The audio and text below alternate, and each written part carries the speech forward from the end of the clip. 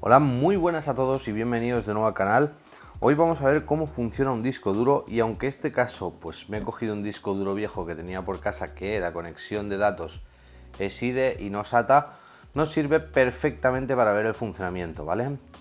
Como estáis viendo, básicamente todos los discos duros son más o menos iguales.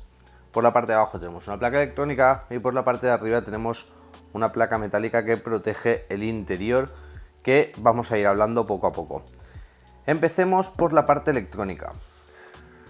Primero de todo, lo que normalmente vemos es un chip muy grande que es la controladora central del disco duro y que suele tener a su lado un chip de RAM, de memoria RAM, que hace de buffer del sistema, es decir, que sirve como buffer del sistema. En este caso, como curiosidad, diré que este disco duro está quemado, se puede ver aquí, aunque no sé si lo veréis. Pero bueno, vamos a seguir. Luego tenemos otro chip más chiquitito, que es el donde se guardaría el firmware, en este caso, donde podemos actualizar el firmware de nuestro disco duro, y el resto de controladores que nos sirven pues para controlar el motor o para controlar el actuador del disco duro, que en este caso serían estos pins de aquí. Para que lo veamos mejor, vamos a desmontar esta pieza. Como curiosidad os diré que esto ya funciona así desde hace muchos años, es que los discos duros tienen la capacidad de cambiar el componente electrónico de una manera muy sencilla, y esto se hizo así porque si se te estropeaba en cualquier momento pues solo la electrónica, como ha sido el caso de este disco duro, tan solo habría que reemplazarla por una igual y el disco duro volvería a funcionar. Era una forma pues más eficiente, tanto hablando en temas ecológicos como en tema de reparación, pues porque ya sabéis, los datos pueden ser lo que valgan el dinero y no el disco duro en sí. Vamos a levantarla, como veis sale muy fácilmente. Y lo que nos encontramos es que, bueno, esta tiene pins, los discos duros actuales no tienen pins. Y este también tiene unos pins que tocan aquí en este puerto, y los pins estos de aquí pues entran por aquí. Actualmente solo se utiliza este tipo de contactos, que como veis son contactos que hacen aquí. Y en este caso este lleva una pequeña goma espuma ya reseca de los años, que serviría para evitar las vibraciones. No hay mucho más que decir de la parte electrónica. Os podría hablar de manera más compleja pues de cómo se utilizan los diferentes tipos de integrados para el control preciso del motor, o los diferentes tipos de integrados que se utilizan para el control preciso del actuador y la lectura de datos, que por supuesto, si pudiésemos seguir las pistas que no las vemos, nos llevarían todas al mismo sitio. En cuanto a este conector que vemos aquí, que veis que hay un conector plateado, exactamente no tengo claro para qué es, pero seguramente esta placa electrónica fue diseñada para otro tipo de discos duros, porque como veis también falta un chip, y eso quiere decir que a lo mejor este mismo modelo de placa electrónica se utilizó para otro tipo de discos duros. Una vez hemos llegado a este punto, como veis solo tenemos las conexiones del actuador y del cabezal de lectura de datos, y las conexiones del motor que nos permiten controlar el giro. Vamos a darle la vuelta y vamos a abrirlo, y esto va a requerir de un cúter, porque aquí sí que os voy a empezar a explicar cosas que en otros vídeos, pues que puede ser que sean más bonitos, no se explican. Y es que los discos duros funcionan a una presión atmosférica inferior a la que nosotros tenemos. No van al vacío, es decir, no van a funcionar al vacío. Normalmente siempre tenemos aquí un adhesivo que, si rompemos, escuchamos cómo entra el aire y ahora ha perdido pues esa baja presión que tiene. Eso no lo debéis hacer, ¿eh? Sobre todo es importante. Yo lo he hecho porque este disco duro no funciona. Y voy a cortar aquí donde tiene los tornillos para que lo podamos abrir, porque veo que me está costando mucho sacar el resto. Vamos a cortar aquí. Ahí está, tenemos un trozo por aquí.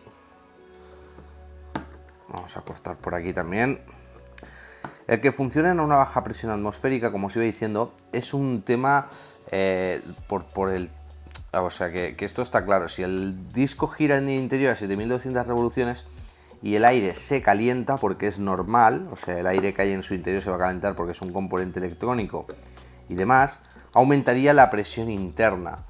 Para evitar que esa presión interna sea mayor que la presión atmosférica exterior, lo que se hace es reducir la presión interna, es decir, rebajar la presión atmosférica interna del disco duro, y de esa forma cuando se caliente jamás llegará a ser la presión atmosférica exterior. Esto es para evitar turbulencias en el cabezal de lectura evitar que el disco duro pueda tener presión y pueda hacer mucha presión sobre la carcasa y demás. Vamos a desmontarlo y como veis, bueno, pues en este caso tiene 4 tornillos iguales, que en este caso son un torch que tengo yo hace muchos años, que ya se ve que está un poco corroído y que siempre he utilizado para este tipo de reparaciones. Si me vais a preguntar, os puedo decir que esto es un torch. Mira, aquí pone que es T9 por 75, T-9 por 75, ¿vale? Y este caso es un Irazola 194, el modelo de torch, o el fabricante. Vamos a desmontar esto bien. Como veis, esta serie de vídeos los grabo así más en vivo y es mucho menos edición, no vais a tener tomas bonitas, yo no os voy a hacer tomas bonitas de este tipo de vídeos, os voy a explicar 4 cosas, sino que me gusta explicaros suficiente. Una vez hecho esto deberíamos de poder desmontar el disco y aquí es donde no sé exactamente esta tapa cómo va. A ver, vale, mirad. Veo el perfil de la tapa, pero no veo la tapa, por lo tanto sí que tengo que sacar este adhesivo. A ver si podemos sacarlo bien, sin que me lleve el dedo. Ahí está. Vale. Vamos a sacar el adhesivo. Este adhesivo que habéis plateado pega muchísimo y es de aluminio para evitar que pueda entrar aire por las juntas, ¿vale? Como habéis visto el otro lateral que he pinchado antes, que es lo mismo, pues este está encima de la junta del disco duro de la tapa y ahí está. Una vez hecho esto ya podemos retirar la tapa y como veis es una tapa metálica que no tiene nada más, o sea, no hay nada más. Cuando llegamos aquí nos encontramos pues con el disco duro. El nombre de disco duro proviene porque antaño solo se conocían los discos de vinilo, de los gramófonos, esos que llevaban una espiral y que eran blandos porque eran de plástico, y en este caso se utilizó pues un disco duro del tipo de platino y bueno, con un baño de platino, y por eso se denominaron discos duros. Ya vemos diferentes componentes, como puede ser el disco duro, aquí unos imanes, no sé si lo veis, el actuador está debajo con el cabezal de lectura, en este caso pues sería un plato de un único sentido, normalmente suelen llevar otro cabezal arriba, eso lo habría convertido en un disco duro del doble de capacidad que tenía que estamos hablando de un disco duro de 20 GB, habría sido de 40 si hubiese tenido otro cabezal de lectura arriba. Y una cosa curiosa que he visto que en ningún lado explican es el tema de esto. Esto que veis aquí que estoy sacando es una pequeña almohadilla, o sea, no tiene más, y que va puesta ahí porque esto nos indica que el sentido de giro es este del disco duro y eso va a producir que el aire circule en ese sentido. Y esto que hay aquí, esta curva, es el filtro para residuos, es decir, si la aguja en algún momento movemos el disco duro funcionando y toca el disco, esas pequeñas virutas que se desprenden o el poco polvo que pueda entrar o que pueda estar en su interior va a ser filtrado por ese microfiltro, se va a quedar ahí pegado y no va a estropear el disco duro. Vamos a seguir desmontando y os voy explicando, ¿vale? Vamos a sacar el disco duro. Si puedo, claro. Ahí está. Como ya no sirve este disco duro, lo hago así, pero acordaos que todo este tipo de mantenimiento, si fuera para reparar un disco duro, habría que hacerlo en un laboratorio blanco y con guantes. Y como veis, las huellas quedan muy rápidamente. Es decir, esto ya sería casi inservible. Como veis, es un disco súper reflejante y en su interior, pues, al contrario que en los gramófonos, a ver si tengo un rotulador. Os lo voy a explicar esto. En los discos de antaño, en los que os decía de gramófonos o de tocadiscos, hay una espiral. Sin embargo, en los discos duros solo hay aros. Un aro, otro aro exterior, otro aro exterior. Y eso es lo que decide el número de pista. Luego, aparte, los discos se dividen en sectores, que son como quesitos, ¿vale? Como quesitos.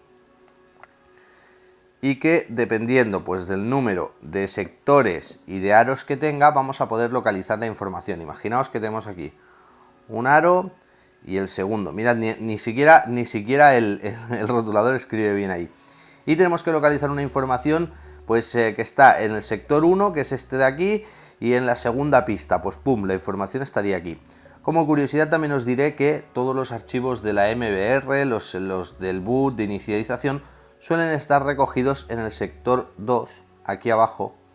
Es decir, todo esto normalmente suele ser la MBR, que es la tabla de partición maestra, pero bueno, eso ya os explicaré en otro vídeo bien cómo funciona. pero más o menos para que lo podáis entender. Bueno, vaya forma de hablar tengo hoy. Para que lo podáis entender de una manera sencilla. Con respecto a lo siguiente que vemos, aquí ya estamos viendo el actuador, que no sería ni más ni menos que el brazo que lleva como soporte final pues el cabezal de lectura, que el cabezal de lectura, aunque parezca una tontería, está a una distancia del plato de una tercera parte de un cabello humano, pero que jamás llega a tocar el plato. Eso es interesante. También cuando gira el mismo aire produce que haya un efecto de desplazamiento hacia arriba que lo separa. Esto funciona de una manera muy sencilla y es otra cosa que no he visto que nadie explique en ningún lado y voy a mirar de explicaoslo, a ver si puedo levantar el imán. Ahí está. Ahí está. En este caso no hay imán, en los discos duros más modernos tenemos un imán arriba y un imán abajo. Y aquí ya podemos ver cuál era el daño del disco duro. Bueno, vale. Ahí tenemos un imán de neomidio. Como veis, aquí abajo hay un imán de neomidio y como veis también las bobinas, ¿veis? Habían entrado en cortocircuito, es por eso que no funcionaba, ¿lo veis? Por eso se quemó el disco duro. Esas bobinas tocaron. Bueno, pues el actuador es desde el eje de rotación hacia abajo y como veis no es ni más ni menos que una bobina. Abajo tiene un imán con un positivo y un negativo y dependiendo de la tensión de corriente o de la corriente que hagamos sobre esta bobina va a tener más tendencia a tirar hacia el positivo, como un imán, positivo negativo, se van a repeler. En este caso, pues dependiendo de esa potencia de repelión, pues se va a ir moviendo. Como veis, este disco duro está dañado ahí, es que no sé si os llegaréis a ver, pero es que está triturado. Y luego pues arriba del todo tenemos el cabezal de lectura, que es un cabezal de lectura escritura magnético que permite cambiar la polaridad de los pequeños clústeres del disco duro, que esto habría que enseñarlo quizá aquí. Y es que aquí dentro, si esto fuera una pista, pues habrían cuadraditos, cada cuadradito sería un clúster y tiene una propiedad magnética interesante, y es que se puede poner en positivo, en negativo o en un modo neutro. Por ejemplo, los formatos bajo nivel lo dejan en neutro. Cuando escribimos un dato, pues dejaríamos ese cuadradito en magnetismo positivo, y si el dato pues no hay, sería 0, pues se deja en posición negativa. Así funcionan los discos duros, no hay mucho más. Nos encontramos también una serie de piezas plásticas, que son un poco raras, y que sirven para la reducción de la vibración del motor. Y como veis también es la zona de aparcamiento del cabezal de lectura, si llega, porque está ahí muy clavado. Ahí está. Esto es algo que algunos discos duros tienen, como veis. Ahora el cabezal ha quedado bloqueado. Y a esto se le llama zona de aparcado. No sé si los discos duros modernos creo que lo hacen al revés, el aparcado es fuera del disco. Pero esto hace que cuando se apague el disco duro, la aguja no se pueda mover y de esa forma no podamos dañar. Vale, ahora he hecho mucha fuerza, pero como veis, queda ahí cogido y de esa forma, aunque movamos el disco duro, la aguja no puede dañar. Y no hay mucho más que explicar. Vamos a mirar de sacar el actuador, o sea, todo el cabezal de lectura.